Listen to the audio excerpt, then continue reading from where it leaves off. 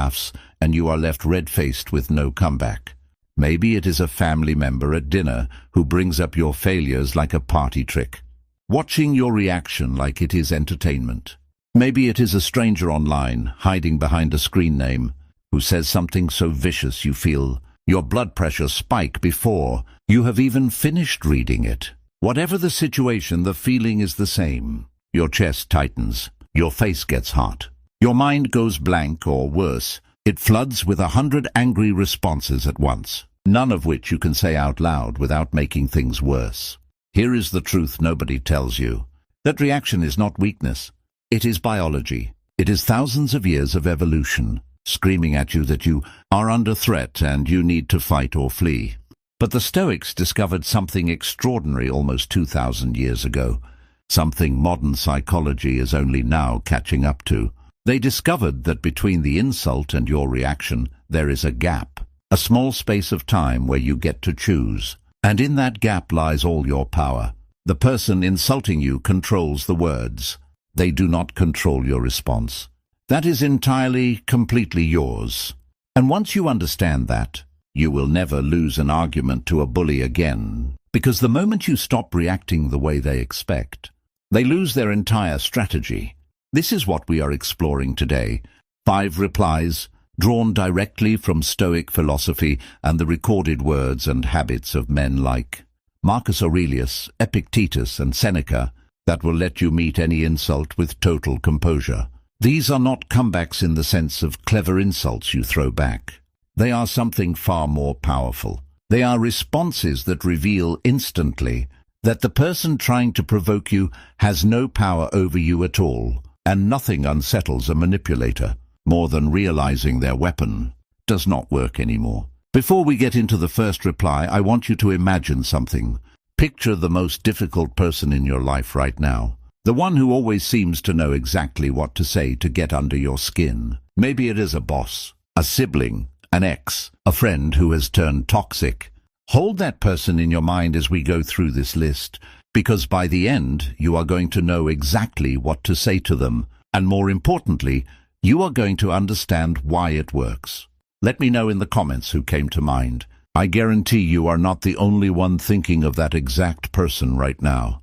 Let's begin with the first reply, and it comes from the core of Stoic philosophy itself, the dichotomy of control. Reply number 1 is simple, and it is this. That is your opinion, and you are entitled to it. At first glance, this sounds almost too plain to be powerful, but sit with it for a moment. When someone insults you, what they are really doing is offering you their opinion, dressed up as a fact, delivered with enough force that you are supposed to feel obligated to defend yourself against it. The moment you defend yourself, you have accepted their premise.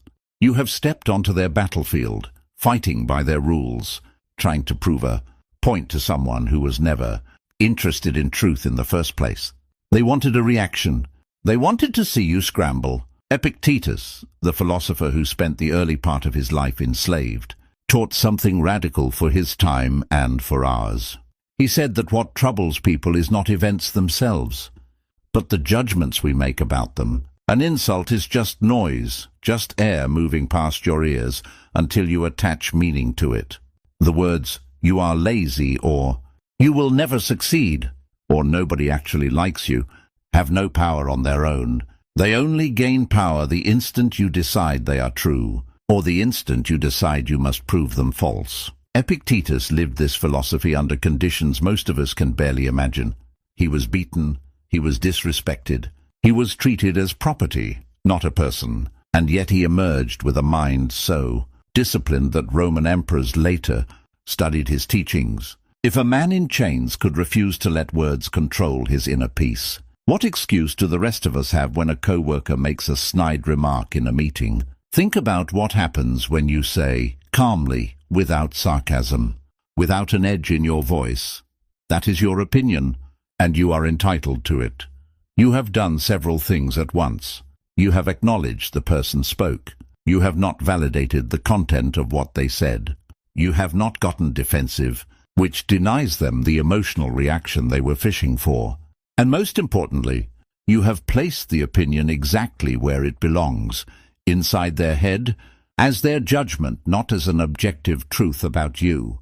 There is nothing to argue with here, because you never claimed they were wrong to think it. You simply refused to accept it as your problem. Imagine the scene. You are in a work meeting, and a colleague who has always tried to make you look bad in front of your boss says, with a smirk, "I don't think you're really cut out for this kind of responsibility." You might have gotten flustered, listed off your accomplishments in a panic, or shot back something sharp that makes you look defensive and emotional in front of everyone. The Stoic you, the one being built right now as you watch this video, simply looks at them, pauses for one full second, and says, "That's your opinion. You're entitled to it." Then you move on with your work. Watch what happens to the room. Watch what happens to their face. They came prepared for a fight, and you handed them silence instead. There is nothing more disarming than silence delivered with total confidence. This is the discipline of assent that Epictetus taught, one of the 4 disciplines within Stoic practice. It means you do not automatically agree with every impression that enters your mind. When someone says something about you, that statement is just an impression, a piece of raw data entering your senses. You get to choose whether to assent to it, whether to accept it as true and let it shape your emotional state, or whether to observe it, note that it belongs to someone else's perception, and let it pass through you like wind through an open window. The insult only sticks if you grab onto it. Most people grab onto every single insult thrown their way, turning themselves into an emotional dartboard for anyone who wants to take a shot. The Stoic understands they can simply step aside. I want you to try this the next time someone criticizes you unfairly. Do not argue. Do not defend. Just say those words calmly. That's your opinion, and you're entitled to it. Then notice, in your own body, how much lighter you feel compared to the times you got dragged into a shouting match, defending your character to someone who was never going to be convinced anyway. If this idea is landing with you, drop a comment below with the word control, because that one word captures the entire secret behind everything we are talking about today. Your reaction is the one thing in this entire interaction that belongs completely to you. Now let's move to the second reply, and this one comes from Marcus Aurelius himself, a man who dealt with more attempted humiliation than almost anyone in recorded history, because he was the most powerful person alive, and everyone around him had a reason to flatter him, manipulate him, or undermine him. Reply number 2 is this: "Thank you for showing me who you are." This one carries a slightly different energy than the first. Where the first reply refuses to accept an insult as truth, this second reply flips the entire interaction on its head. Instead of treating the insult as information about you, it treats it as information about the person delivering it. Because here is something the Stoics understood centuries before modern psychology gave it fancy names. Cruelty reveals the cruel. Manipulation reveals the manipulator. When someone goes out of their way to hurt you, humiliate you in public, or twist a conversation just to make you feel small, they are not describing you. They are describing themselves. They are showing you, in real time, exactly what kind of character they carry, what kind of pain or insecurity is driving them, and exactly how much distance you should keep from them in the future. Marcus Aurelius wrote his private journal, what we now call Meditations, not for an audience, not for fame, but as a series of reminders to himself, written mostly during military campaigns on the frontier, far from the comforts of Rome. In it, he repeatedly reminds himself that when people act with malice, it is often because they do not know any better, that they are acting according to what seems good to them, twisted as their perception may be. He was not saying this to excuse bad behavior. He was saying it because understanding why someone behaves badly strips the behavior of its emotional power over you. If you can see clearly that someone's cruelty comes from their own suffering, their own limited understanding, their own fear, you stop taking it personally. And instead you start seeing it as data, useful, clarifying data about who this person actually is. Picture this scenario. You are at a family gathering, and a relative who has never supported your choices decides to bring up an old failure. of yours at the dinner table, loud enough for everyone to hear, clearly hoping to embarrass you in front of people you care about. The instinctive reaction is to feel your stomach drop, to feel shame flush through your chest, maybe to snap back with something equally cutting about their own life. But instead, imagine looking at them calmly, letting a beat of silence pass and saying simply, "Thank you for showing me who you are." Then you turn back to your plate, or back to the conversation, completely unbothered. You have not raised your voice. You have not embarrassed yourself. But you have said something that will replay in their mind long after the dinner ends. Because you did not defend yourself, you diagnosed them. This reply works because it does something insults are never prepared for. It removes your ego from the equation entirely. You are not fighting to protect your reputation.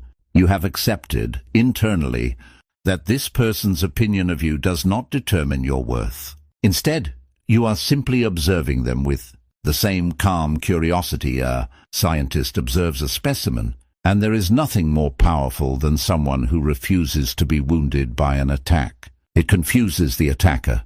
It makes them feel, for the first time, exposed, because you have turned their weapon into a mirror.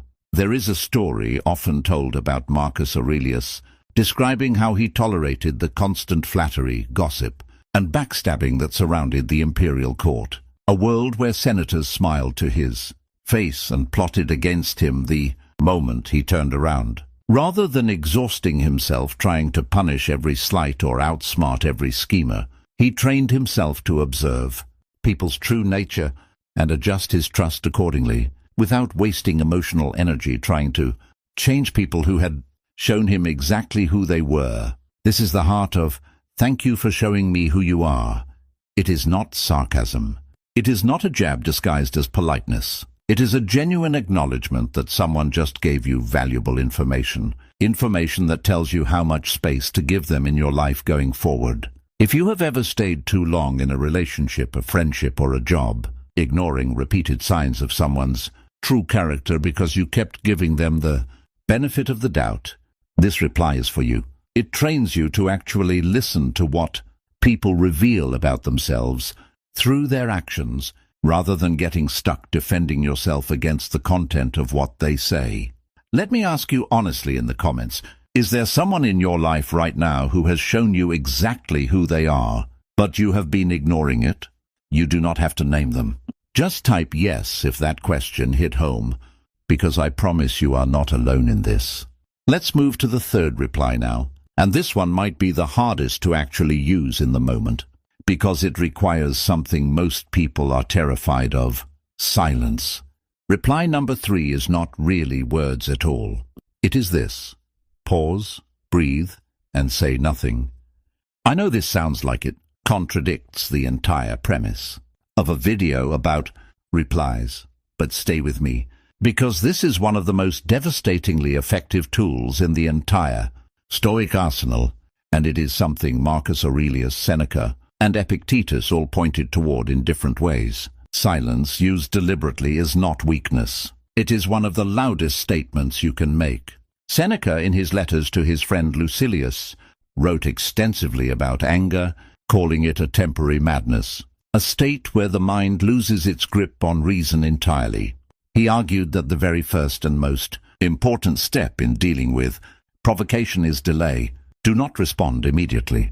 Let the initial surge of emotion pass through you like a wave, because a wave, given time, always recedes. If you speak while the wave is at its peak, you will say something you regret, something driven by the reptilian, reactive part of your brain rather than the wise, deliberate part of your mind that the Stoics spent their entire lives cultivating. Here is what most people do not understand about silence in an argument. Human beings are deeply uncomfortable with it. When someone insults you expecting an immediate emotional reaction, and instead they get nothing, no defense, no anger, no scrambling explanation, just calm, steady eye contact and quiet, it creates a vacuum. And in that vacuum, the person who threw the insult is left holding all the tension they tried to hand off to you. They do not know what to do with it. They start talking more, trying to fill the silence, often revealing more of their own insecurity. their own agenda in the process. Meanwhile, you have not given them a single piece of ammunition to use against you, because you have said absolutely nothing they can twist, mock, or escalate. Picture yourself in a heated conversation with someone who is trying to bait you into losing your temper. Maybe a partner during an argument, maybe a difficult client, maybe someone online typing in all capital letters, desperate for you to type back something they can scream about. Instead, you take a slow breath. You let 2, 3, 5 seconds of silence pass, longer than feels comfortable, and you simply do not respond right away. When you do speak, your voice is even, unhurried, completely undisturbed. 9 times out of 10, the entire tone of the interaction shifts.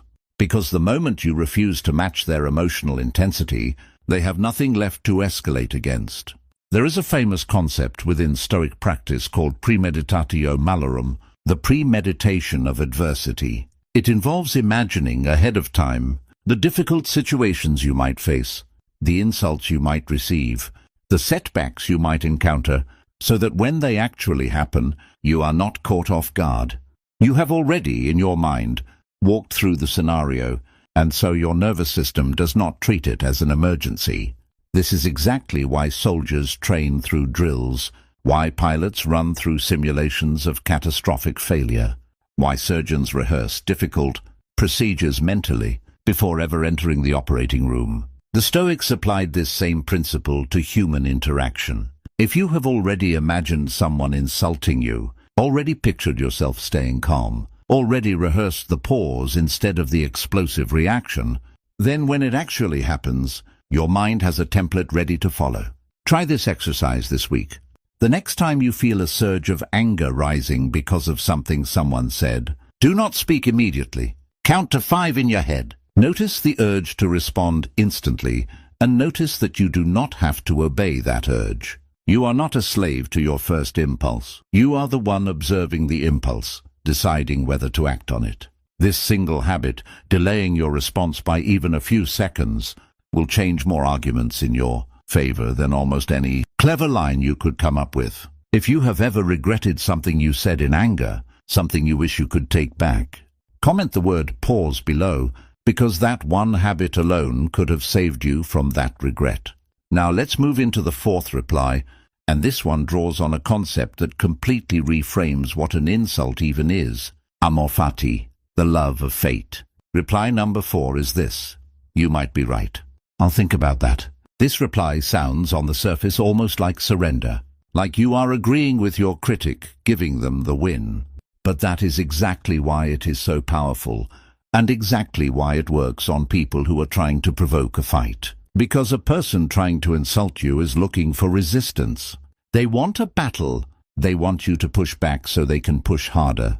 When you respond with calm openness instead, agreeing that you will consider what they said, you take away the entire game.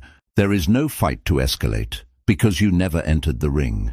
But there is something deeper here than a simple de-escalation tactic. The Stoics believed in something called amor fati, a phrase that translates roughly to love of fate. It means accepting everything that happens to you, the good and the difficult, as part of the necessary unfolding of your life, and even, remarkably, choosing to embrace it rather than resist it. This does not mean becoming passive or agreeing that every insult thrown at you is true. It means refusing to waste energy fighting against reality itself, including the reality that some people will criticize you, some fairly, some unfairly, and that resisting this fact only creates suffering, while accepting it frees you to respond with grace.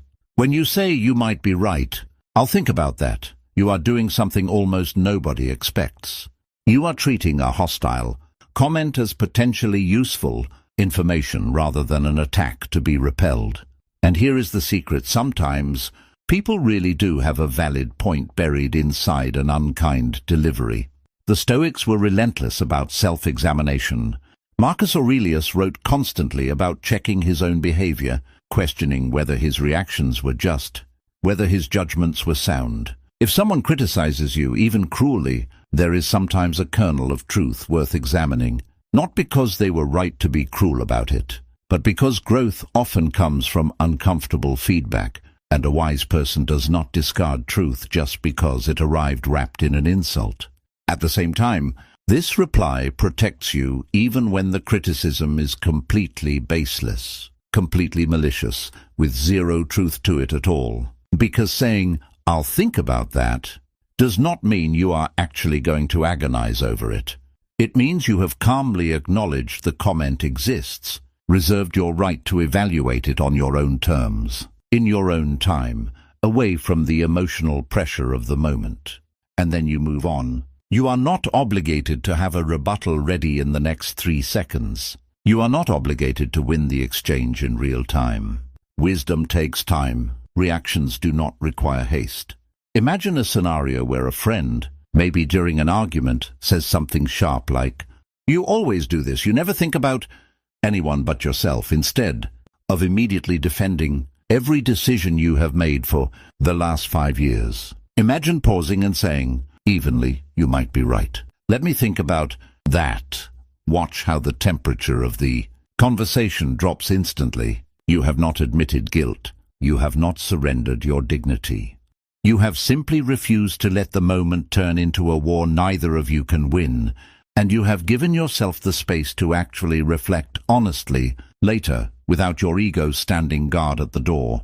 This is one of the hardest replies to master, because our instinct when criticized is to defend ourselves immediately, as if any pause in defense is an admission of total defeat.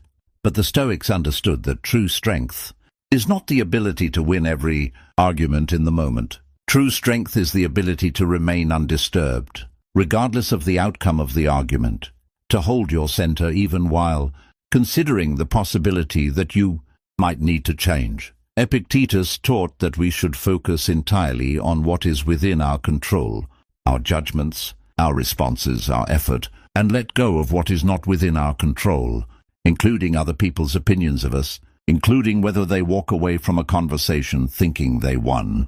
Let them think they won. It does not matter. What matters is whether you left that interaction with your peace intact. If you have ever found yourself in a shouting match over something that, days later, did not even matter, you already know the cost of fighting every battle someone hands you. Comment the words "amor fati" below if you are ready to start choosing your battles differently, because typing it out is a small but real commitment to remembering this the next time you need it. Now we arrive at the 5th reply, the one I promised you at the very beginning of this video, the one that does not just end an argument, but stops people from ever trying to provoke you again. Reply number 5 is this: I don't need to win this. I just need to be at peace. This is not something you necessarily say out loud every time, although you certainly can. This is something you say to yourself in your own mind as a foundation beneath everything else we have discussed today. And when you do choose to say it out loud, in the right moment, to the right person, it lands with a weight that nothing else quite matches, because it reveals the deepest truth about your entire approach to conflict. You are simply not playing the same game anymore. Here is what most people misunderstand about arguments, insults, and provocation. They assume the goal is to win, to have the last word, to make the other person feel foolish, to come out on top in front of witnesses, to prove decisively that you were right and they were wrong. But the Stoics rejected this entire framework. Marcus Aurelius, ruling an empire, facing plots against his life, facing plagues, wars, and betrayal at every turn, wrote to himself constantly that the goal was never to defeat other people. The goal was to maintain his own tranquility, his own virtue, regardless of what chaos surrounded him. He understood something that took most people a lifetime, if they ever learn it at all. Winning an argument and losing your peace is not a victory.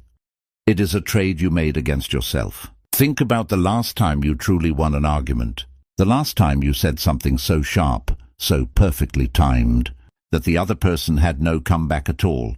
Now be honest with yourself. Did that victory actually make you feel good afterward? Or did it leave a strange, hollow feeling in your chest? A sense that you had gotten what you wanted but somehow felt worse for it? This is the trap that traps almost everyone. We chase the feeling of winning without realizing that the process of fighting for that win, the anger, the tension, the need to be right, costs us something far more valuable than the argument itself. It costs us our calm. And calm, once broken, takes far longer to rebuild than any argument takes to have. When you internalize this fifth reply, something remarkable happens to the way people treat you. Bullies, manipulators, difficult family members, toxic co-workers, all of them are looking for the same thing, a reaction. They want to see that their words land, that their provocation works, that they have power over your emotional state. The moment they realize, again and again over time, that nothing they say actually disturbs your peace, that you simply do not need to win, that you are not fighting for their approval or trying to prove them wrong, they lose interest. Not because you have beaten them, but because there is nothing left to fight. You have removed the entire battlefield. Provoking someone who refuses to be provoked is like throwing a punch into open air. Eventually you stop throwing punches at all, because it costs you energy for absolutely no return. This is what Epictetus meant when he spoke about focusing only on what is within our control. Your peace is within your control.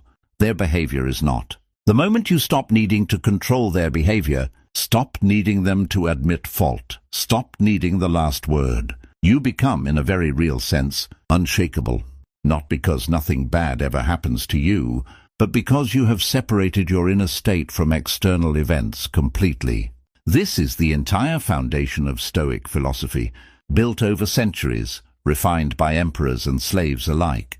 And it comes down to this one sentence you can carry with you into any conflict. I don't need to win this. I just need to be at peace. I want you to imagine for a moment what your life would look like 6 months from now if you fully adopted this mindset. Imagine walking into every difficult conversation, every family gathering, every tense meeting, every online argument, already knowing that your peace is not up for negotiation. Imagine how much energy you would save. Energy currently spent replaying arguments in the shower, rehearsing comebacks you never got to use, losing sleep over something someone said to you 3 days ago. All of that energy, freed up, redirected toward things that actually matter to you. That is not a small change. That is a complete transformation in how you move through the world. Let's bring all 5 of these together for a moment, because they work best not as isolated tricks, but as a complete system, a mindset you carry into every interaction. The first reply, that's your opinion, and you're entitled to it, protects you from accepting other people's judgments as truth. It keeps your sense of self separate from their perception of you. The second reply, thank you for showing me who you are, reframes every insult as information about the person delivering it, not a verdict about your worth, letting you learn who deserves your trust and who does not.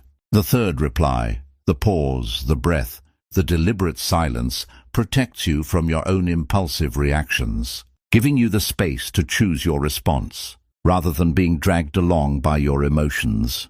The fourth reply, you might be right, I'll think about that, dissolves the need to fight in the moment, giving you room to genuinely reflect, without the pressure of an audience or an opponent demanding an instant verdict. And the fifth reply, I don't need to win this, I just need to be at peace, is the philosophy underneath all the others, the quiet understanding that your tranquility is worth more than any argument you could ever win. None of these replies require you to be cold, distant, or robotic. In fact, the opposite is true.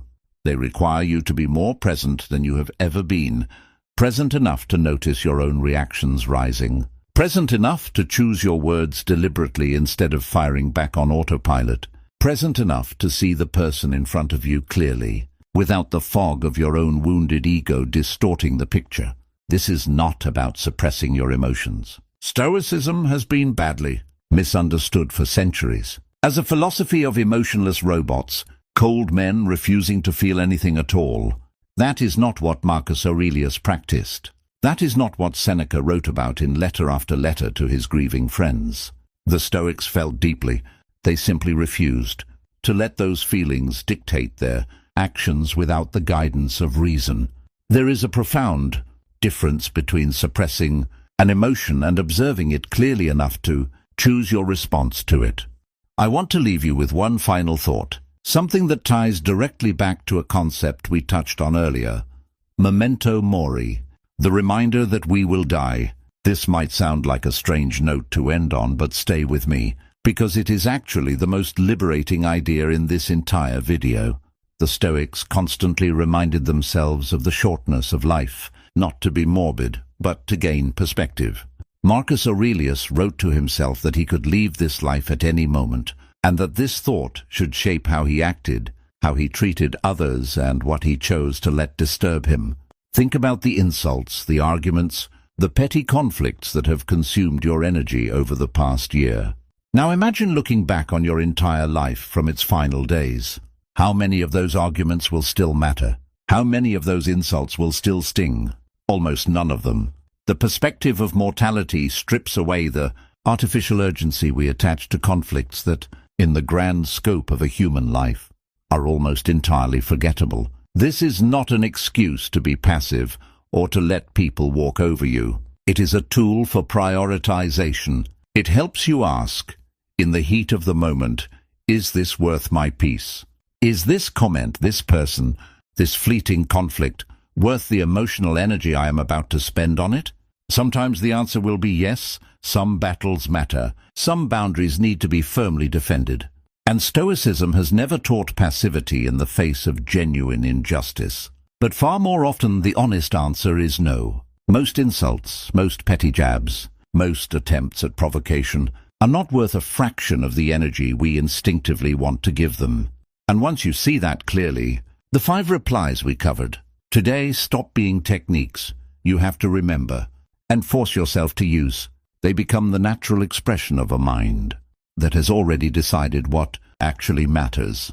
I want to hear from you directly. Out of these 5 replies, which one do you think you need most in your life right now? Is it the calm refusal to accept someone else's opinion as fact? Is it recognizing that cruelty reveals the cruel, not the target? Is it mastering the pause before you speak? Is it releasing the need to win every single argument?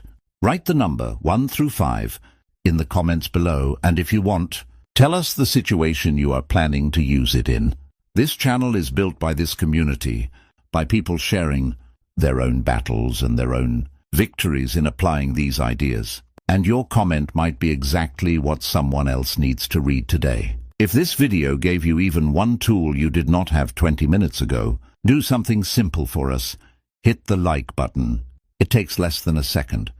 And it tells YouTube to show this video to someone else out there who desperately needs to hear this. Exact message today, maybe someone dealing with a toxic boss, a manipulative family member, or a friendship that has turned sour. Your like could be the reason this reaches them. And if you have not subscribed yet, this is your moment.